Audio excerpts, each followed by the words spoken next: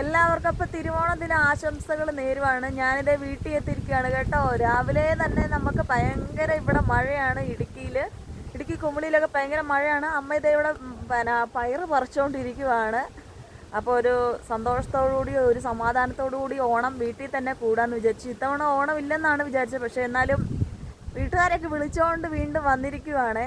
അപ്പോൾ ഇത് അമ്മ പയറ് പറിച്ചുകൊണ്ടിരിക്കുകയാണ്. ഇത് ഈ കൊട്ടയിലേക്ക് ഈ ബക്കറ്റിൻ്റെ അകത്തേക്കാണ് മുഴുവനായിട്ട് പയർ ഇട്ടുകൊണ്ടിരിക്കുന്നത്. ഇതേ അമ്മ കൃഷി ചെയ്ത പയറ് കർഷകശ്രീ ഈ വർഷത്തെ 2026 കർഷകശ്രീയാണ് പയറ് പറിച്ചുകൊണ്ടിരിക്കുന്നത്.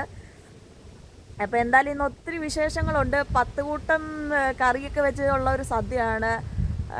പായസവും പപ്പടവും അച്ചാറും കിച്ചടിയും പച്ചടിയും അവിയൽ എന്തൊക്കെയോ ഒരു സാധനങ്ങൾ വീട്ടിലുണ്ടാക്കുന്നുണ്ട്.